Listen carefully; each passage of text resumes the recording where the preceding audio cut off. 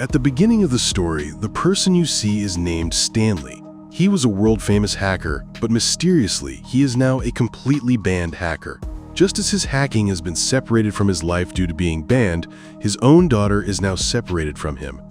And he was spending his days in such a bad situation, then suddenly, a mysterious person appeared in front of him with a huge proposal. He has to steal billions of dollars from a secret government account. And will this theft give Stanley the opportunity to get his freedom and his daughter back?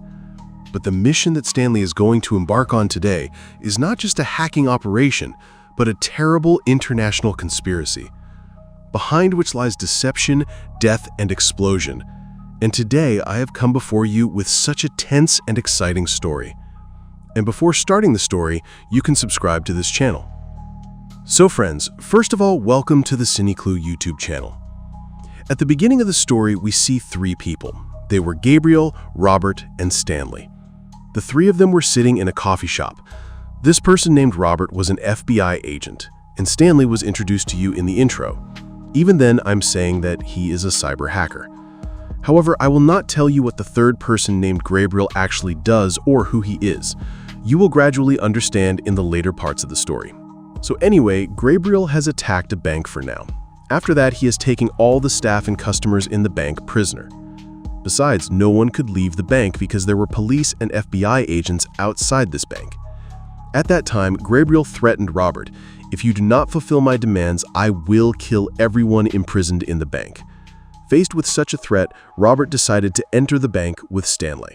Meanwhile, to enforce his demands again, Gabriel took out a banker who was imprisoned in the bank with his colleague, and he had fitted a deadly bomb in this person's body. Meanwhile, FBI agent Heyer was preparing his team to attack the bank robber. At that moment, Robert went there and asked him what he wanted to do.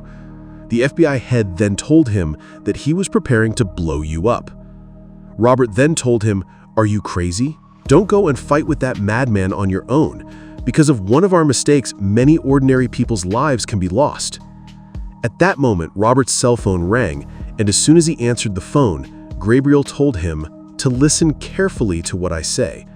"I have planted 10 kg bombs in the bodies of all 22 prisoners I have. I mean, now each of them is like a bomb, so don't try to do any tricks here." But who listens to whom? By now, the FBI team has come out to attack them. Robert then told everyone there to wait a moment. "I am talking to the robber." But the ABI team was not paying any attention to Robert. They kept moving inside the bank. Meanwhile, an ABI member opened fire on a bank member outside the bank from above sod. The person who had fitted the bomb was a prisoner. However, the FBI had to pay a heavy price for this mistake. When their colleague Gabriel dies in the shooting, Gabriel activates the bomb planted in the body of the prisoner. As a result, a huge explosion occurs there. Some FBI agents are killed by this explosion. However, Stanley himself falls to the ground as a result of this explosion, and then a small steel ball comes in front of Stanley. From here, the story flashes back 4 days to the past, where we can see a person named Torvald. At the USA airport, a fake passport was found in Torvald's bag during a police search at the airport. As a result, the police arrested him. Through their conversation, we learned that Torvald came to the USA for the work of those two people. Meanwhile, the police investigation at the airport revealed that Torvald is a famous cyber hacker. There are already dozens of cases against him. As a result, the police there handed him over to the FBI. In the next scene, we can see Stanley, who is now living in a small house a little away from the city. At this time, a red car starts coming towards him. We also hear a voiceover. It says that the government has sent various agents step by step to suppress crime. For the sake of necessity, they rob banks and only use computers. Many times they break the laws given by the government to catch terrorists. And as soon as this voiceover ends, the red car stops in front of Stanley's house. As soon as the car stopped, a girl named Ginger got out of the red car. Ginger then tells Stanley that my boss wants to meet you. But Stanley then says that I can't meet anyone. If I touch any computer right now, I could be in great danger. With these words of Stanley, Ginger gives Stanley 10 lakh rupees. At the same time, he says that you only meet him. You have no problem meeting him. Seeing so much money in his hand, Stanley immediately agrees to Ginger's words. Because Stanley was in dire need of money now. On the other hand, we can see Torvald, who goes to meet his lawyer in an office. There, two FBI agents ask him a lot of questions. But Torvald doesn't give him any answer. After a while, an agent named Robert comes there. As soon as he enters the room, he asks everyone there to leave. After everyone leaves, Robert tells Torvald, "Do you know what? I've been working as the chief of the computer crime department for a long time. Since then, due to excessive pressure, I sometimes lose my balance. Once I cut off a hacker's hand." Now imagine how a hacker can operate a computer if it doesn't have any hands. Hearing such crazy words from Robert, Torvald gets a little scared. He then tells Robert that, "You don't know anything about my boss. No matter how much punishment you give me, I can't tell him his name. Because if I tell him his name, he will punish me twice as much as you. But if I can somehow go to Europe, my boss won't tell me anything." Agent Robert then tells him, "Listen, if you tell me the truth about what I want to hear from you, I will arrange for you to go to Europe. Just tell me, what is your boss's name?" Hearing this from the agent, Torvald said, "My boss is bigger than everyone and different from everyone else. You are the boss I dream of." He gets along very well with everyone. But his real face is very scary. He can do anything to fulfill his desires. Even after his interests are achieved, he disappears again. Robert then tells him how it is possible to find him. Then everyone will be scared when they hear what Torvald says in response to this question. And the answer to this question was that you will not be able to find my boss in any way. Rather, he will find you in any way. My boss's way of working is very different from all of you. First, he sends some people to me. The people he sends explain the work to me. I complete those tasks sitting at home. Then I take the money and complete the contract. Robert then says, "I heard your story, but you haven't said anything about any work yet." At that moment, one of Robert's assistants comes into the cabin and says, "The assistant director of FBI wants to talk to you." Robert then goes out to talk on the phone. When Robert goes out, Torvald's lawyer comes there. He even says, "Don't worry, I will handle everything anyway." When Robert goes out with the phone, he realizes that no one actually called him. It was a trap. What happens next is actually very scary. Robert comes back from outside and sees who has killed Torvald and his lawyer. Then the story switches back to Stanley and Ginger. There, Ginger was going home with Stanley. As soon as they arrived, Stanley said, "I left a lot of work just to meet you, so don't delay, talk about the work quickly." Then Gabriel said, "You didn't leave any work. Rather, you came here for 10 lakhs. Money is not an issue. Now you will help me with the task." After saying this, he asks Stanley to hack the Department of Defense server. He even says that you have to complete this task within 60 seconds, whereas a big hacker will take a minimum of 60 minutes to complete this task. There, Stanley was given only 60 seconds. Despite such a difficult mission, Stanley agreed to his words. Whatever he said, he did it. He immediately got to work. He even found the password within 60 seconds. Basically, Gabriel was testing Stanley with this task. He was actually looking to see if he was suitable for his next big job. Since Stanley already had some cases, these jobs given by Gabriel seemed risky to him. So he decided that he had to get out of these jobs now. Just then, Ginger again tells Stanley that if you want to keep your daughter healthy, Gabriel is your last hope. After that, Stanley agrees to work for Gabriel, even though it goes against his mind. On the other hand, we can see Robert and his team. They are all investigating the matter behind the murder of Torvald and his lawyer. At that time, Robert saw Stanley and Ginger in a video footage from the airport. Robert immediately recognized them because Stanley was caught by Robert in a cyber case before. In the next scene, we can see Gabriel. At that time, there was a party at Gabriel's house. Gabriel also invited Stanley to this party. After Stanley came there, Gabriel showed him a supercomputer. And at that time, he told Stanley to make me a code with the help of this computer, with the help of which I can crack the passwords of the whole world. And for this work, Gabriel offered Stanley 10 crores. The next morning, Stanley woke up and went to her school to meet his only daughter, Holly. Holly was very happy to see her father and hugged her. After a while, Stanley left to leave his daughter at her mother's house. On the way, he kept saying, "I will take you from here very soon." Holly then told her father, "I don't want you to get into any trouble again." After saying this, Holly went inside her house. At that time, a man was sitting in Stanley's car. He even showed Stanley an ID. The ID that showed that he might be an FBI agent. Stanley immediately punched the man and tried to escape from there, but then Robert came from behind and caught him. Robert then said to Stanley, "Why are you running away when you see me?"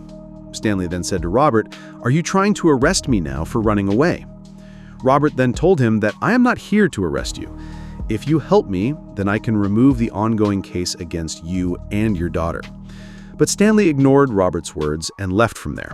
Robert then told him that if you don't help me, one day you will die like Torvald. Stanley later goes to meet Ginger at Gabriel's house. However, he is shocked to learn that Ginger is actually an FBI agent. Stanley thinks that Ginger will catch him now, but later he realizes that Ginger has hidden herself to catch Gabriel. After Ginger reveals everything, she requests Stanley not to reveal these things anywhere. Stanley then agreed with Ginger. Shortly after, Gabriel arrives. He offers Stanley coffee. As a result, they both end up in a coffee shop. After arriving there, Gabriel tells Stanley that an Arctic department was opened in the 80s. Within a few days, they started fake companies one after another and became the owners of a lot of money. But at one point, the government realized this and closed all the companies. The money of those companies is still deposited in the bank. You will make me a code, with the help of which I can hack the banks and withdraw the entire money into my account. And at that time, Stanley told him that the task is not that easy. He also said that you need to know the name of the bank you want to hack. Gabriel then told Stanley, "You look back a little and see the bank is behind you." After seeing so many banks filled with money with his own eyes, Stanley worked hard day and night to discover the formula for breaking the bank's code. On the other hand, Gabriel's boss, who was the mastermind behind the entire hacking, called Gabriel and said the FBI is after you, so stop your work now. But Gabriel does not want to stop this mission in any way. So he hangs up his boss's phone. After a while, Starley comes to Gabriel. Stanley then tells him that I want to tell you something. Gabriel then tells him that let's go out and everything will be heard on the street. On the street, Gabriel tells Stanley about a famous magician.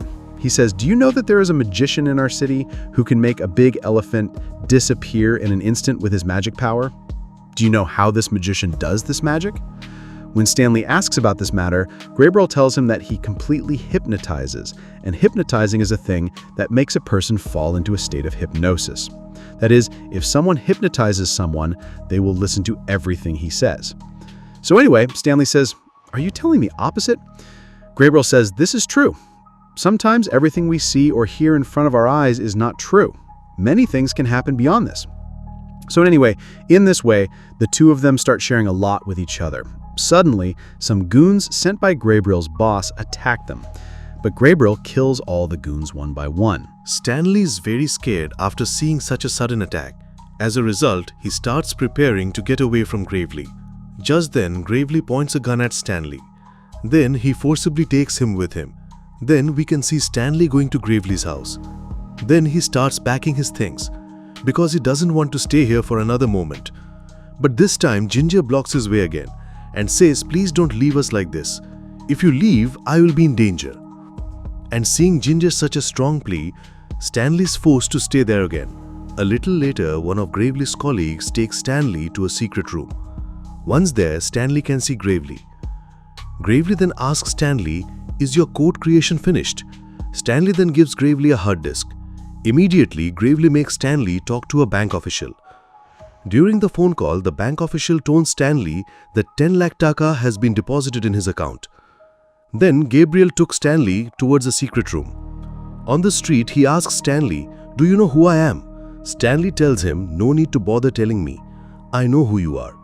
Gabriel says, "You might think I'm a robber, but I'm not a robber. I'm a secret agent. Our agency is called Black Cell, which was created in 1950. And the only goal of this agency is to protect the country." But Stanley doesn't want to believe anything Gabriel says. After a while, Gabriel takes him to a room. As soon as he goes there, Stanley's eyes roll up in fear.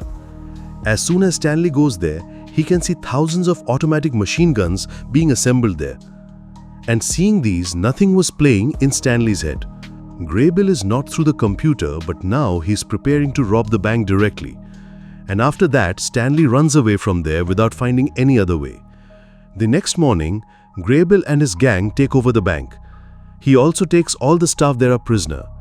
On the other hand, we see Stanley go to his wife's house to meet his daughter Hall. But before Stanley can go there, the goons sent by Gabriel come to the house and kidnap Hall. In addition, they kill his ex-wife there. Stanley then takes out a card from FBI agent Robert from his pocket. From here, the story moves forward a little. Friends, at the beginning of the story, you heard that Stanley fell to the ground after a serious explosion, and then a steel ball started coming towards him.